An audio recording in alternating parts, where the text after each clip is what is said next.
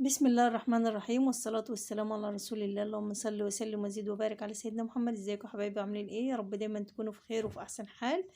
طبعا احنا عارفين ان الاسعار غالية نار ومحدش عارف يشتري حاجة، فاحنا النهاردة مع بعض هنعمل الطبق ده عبارة عن كنتاكي الغلابة.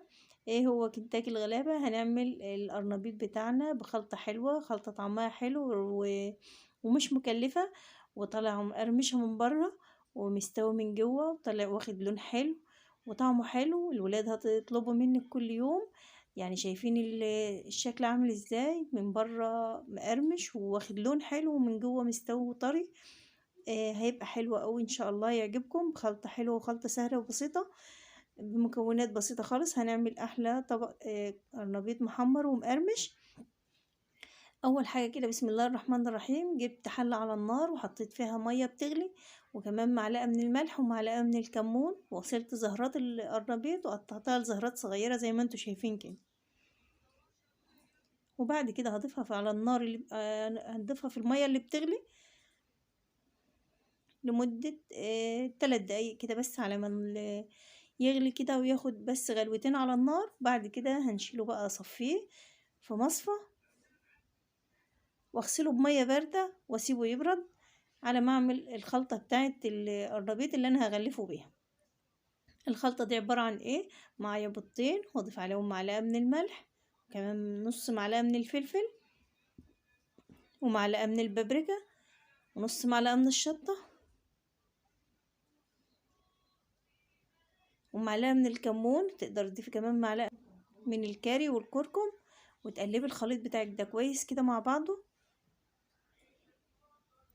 وبعد كده هيكون معايا الدقيق بتاعي 5 معالق من الدقيق، ما يعادل كوبايه الا ربع من الدقيق.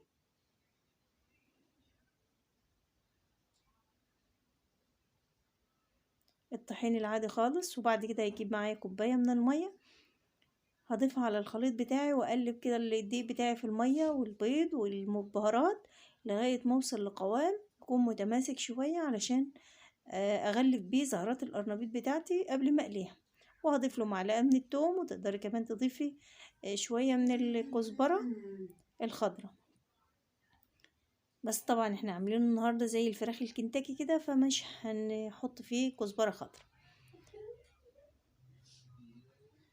وبعد كده اغلف زهرات القرنبيط دي بالخليط اللي احنا عملناه كده، ويكون معايا على النار زيت غزير على النار بيغلي،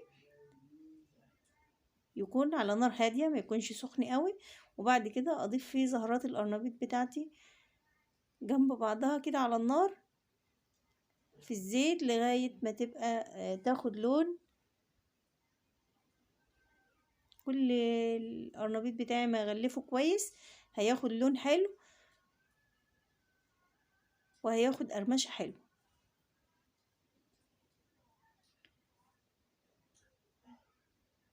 طبعا هسيبها كده على النار لغاية ما اتأكد ان الزهرات بتاعتي من تحت اخدت لون ومسكت الكراس بتاعها فيها. بعد كده هقلبها على الجنب التاني.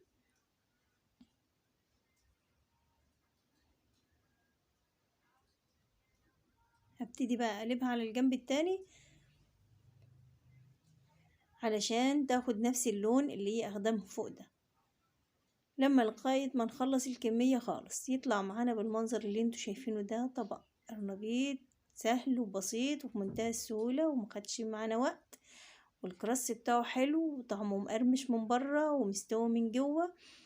الولاد هتحبه او هتحب طعمه، لانه طبعا سهل وبسيط، مفيش فيه اي افتكاسات ولا اي حاجات غريبة، ومستوي من بره خالص ومقرمش كده ومستوي من جوه طري. هيعجبكم أوي ان شاء الله. يا رب يعجبكم، واشوفكم على خير في فيديو جديد، والسلام عليكم ورحمة الله وبركاته.